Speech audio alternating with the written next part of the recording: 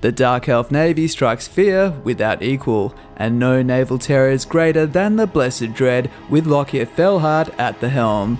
The faction was initially released to a free, lukewarm reception, generally lacking power and unique flair, but a complete overhaul breathed new life into the faction sails, and it's time to see if Lokhir Fellheart can finally stay afloat and earn the title of Kraken Lord. Welcome to Elven Plot Armor, and this is the faction rating and mastery guide for the Blessed Dread. To assess the faction, we'll be assessing the dominant tactics across 5 categories, culminating in an overall score, starting with strategy, the faction's strength, and control on the campaign map. Dark Elves owe much of their inherent power to their black arcs, able to offer unmatched economic efficiency combined with military reach, and the Blessed Dread simply get more black arcs than any other faction. Other Dark Elves can only get additional black arcs every 25 turn through the sacrifice to Mathlan rite, but the Blessed Dread can bypass this by instantly being able to raise a new black arc each time the major ports they control increases. Just to put that into perspective, by 20 you'll likely have between 3 or 8 of these bad boys floating around.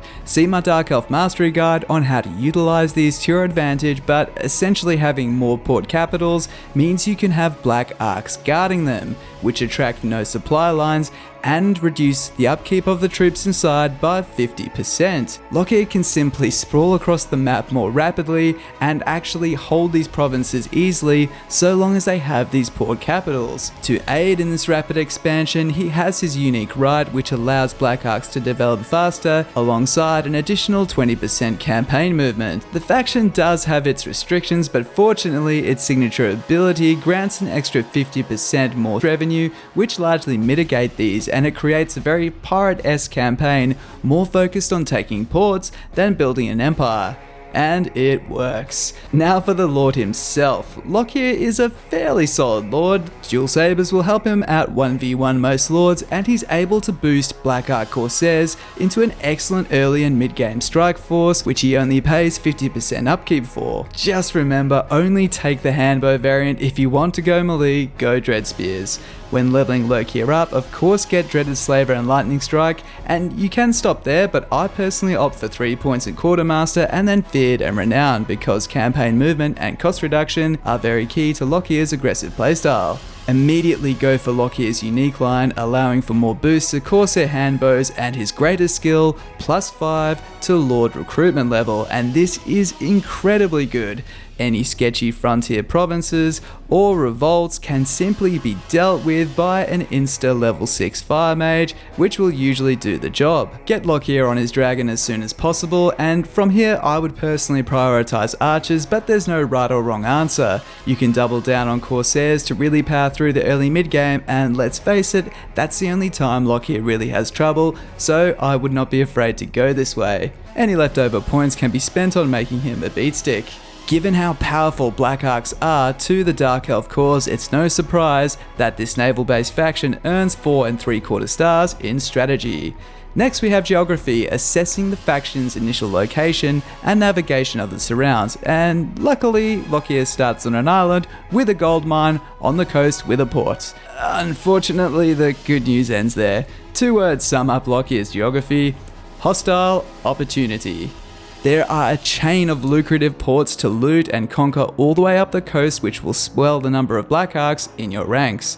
But the disadvantage is the number of threats on all these sides include Skaven and vampires, and the only thing more destabilizing than leaving a sadistic Dark Elf in charge of a province is to throw a bunch of corruption to speed up those revolts. Using Black Arcs to hold the capitals is an absolute lifeline here, but due to the risk of corruption and defense, your provinces will grow very slowly. Being slow to develop and unsafe to hold really deprives Lokihr of a good initial slaving province, which, as you know, is quite crucial for the Dark Elves. Fortunately, his looting perks make up for this, but this slow start really means you need to go full emo Viking, always attacking ports to make up for it. Lokihr always wants to be attacking the coastline, and as a rule of thumb, if the territory is outside the ring of your Black Arcs, it's possibly a bit too far for you to hold. Take the initial province, eliminate Skaven, and work your way up the Vampire Coast. Before you head north, make sure you eliminate Skrulk because of that corruption and he can outmaneuver you easily, but try to resist the temptation to conquer Itza too early. The reason being, if you overextend yourself,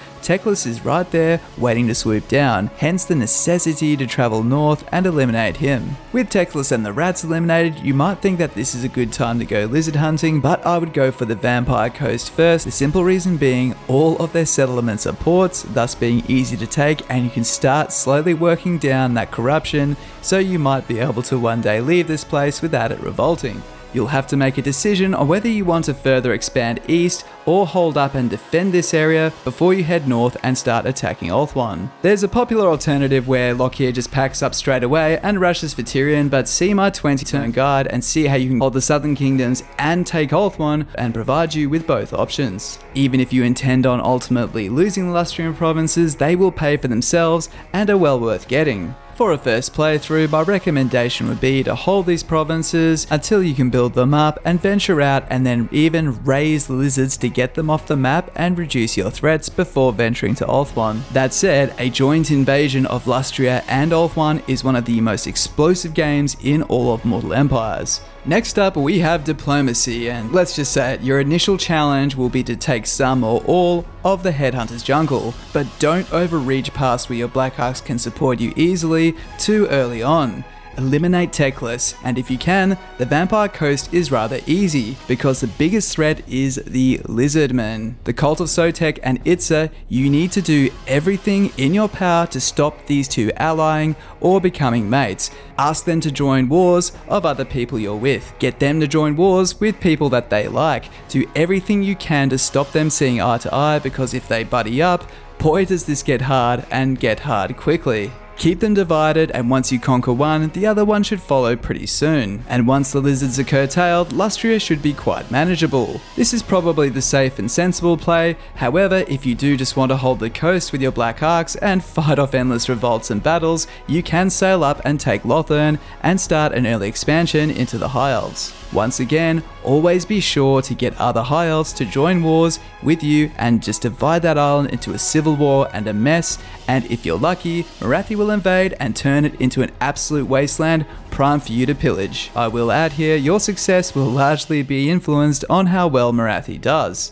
Confederating is something the Blessed Dread doesn't really need to push hard for, by virtue of the fact they can take more territory than they can reasonably hold in the first place, so the last thing you usually want is more territory. However, once Ulthuan is subdued, bring Morathi into your empire and acquire Rakarth if doing so won't get you into too much trouble. By turn 80, you should be so rich you can simply buy Malekith, which will give you eyes on Malus Darkblade. Overall, Lokihr lacks allies, but if you use your diplomatic wit to divide and conquer, he can keep himself afloat with gunboat diplomacy, landing him 3 3/4 stars. Next we have Military, the faction strength and control on the battlefield. Lokihr isn't a caster, and he only buffs a basic unit, but that unit is very accessible and its discount makes it well worth investing into.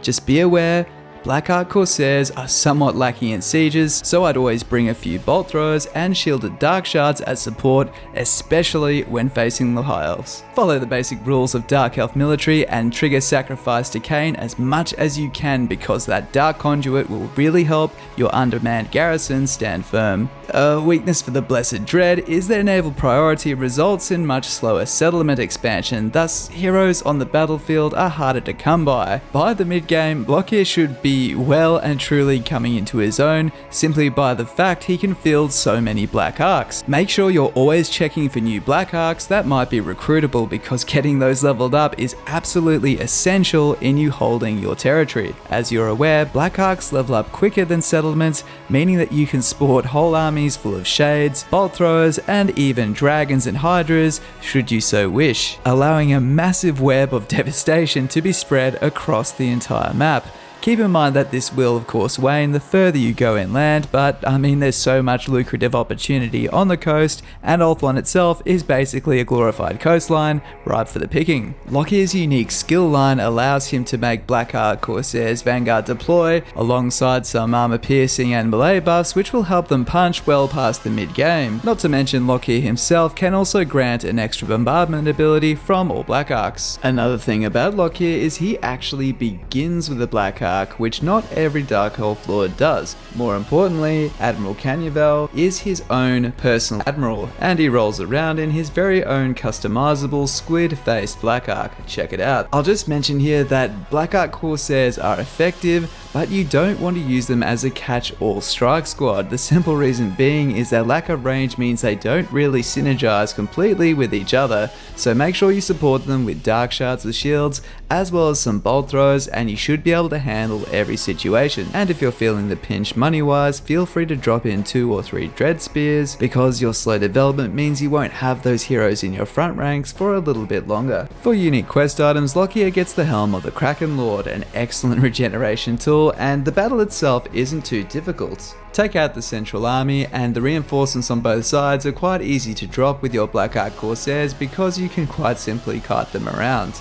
Just remember, the fine art of Lokihr is not just being aggressive, but also knowing not to overextend too badly, but boy can he get away with a lot because the Black Arc Armada is the most cost-effective Druchii force there is. For military, the Blessed Dread land a devastating 4 3/4 stars. Finally, the economy rating, and the Blessed Dread really are a windfall faction. Able to game big during times of war, but their slow civil administration in the beginning means the military really has to carry you. Thanks to the 50% extra sack and raise income, this is easily achievable, but if you get on the back foot, you'll really need your Black Arcs to be decently leveled to cope. The reason why I say this is that there's a trap that you must be aware of. The temptation to spam Black Arc Corsairs in all of your arcs seems like a default pick for your low level admirals, but what you need to be doing is getting level 2 barracks and replacing those with Darkshards instead. Corsairs with bows have 2 major weaknesses. Firstly, their cost, and secondly, while being great against some foes, they are terrible versus others, and that includes High Elves.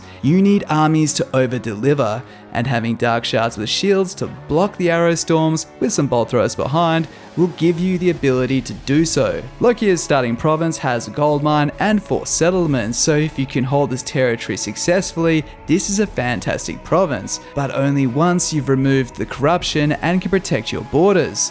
The High Elves perform better than the Dark Elves in the early tiers, so establishing yourself in Lustra can be the right way to go in. But ultimately you will end up taking Ulthuan, which will become your primary slaving province, namely Attain and Ivres, which essentially print money for you, and honestly, once you wipe the High Elves, the campaign is essentially done. That said, there are plenty of ports around for you to terrorize for plunder. Typically a faction that has to be so aggressive would get overextended, but Lokihr has the tools to be able to do so, obviously in the form of Black Arcs to hold those poor capitals, but also his skill to get level 5 fire sorceresses allows a basic garrison to defeat most even mid-tier revolts. Remember, these revolts also provide you with workers that you can add to your empire, and not to mention combat loot, which will allow you to run at a deficit if you ever so need. Normally a slow and dicey start would really hit your economy rating, but the ability to get so much from sacking and raising settlements really sets Lokihr above the rest, landing him a perfect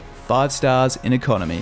Overall, Lokihr has been a silent assassin over the years, going unnoticed and basically being forgotten after release until he was revamped into everything the Kraken Lord should be. While being deprived of the basics of good geography and a defensible position, Lokihr is not deprived of access to what makes his faction strong, which is the water and his ability to field Black Arcs, one of the greatest assets to the Dark Elves. While far from the most beginner-friendly faction, Lokhir Fellheart and his Blessed Dread are definitely among the most explosive in the game, and overall they score 89%. And that's it for this video. Thank you so much for watching. Please consider liking and subscribing, it really helps us out. Discord details in the description. If you have any questions, please ask, I answer everything, and let me know which faction do you want to see next. This is Plot Armor, and I will see you next time.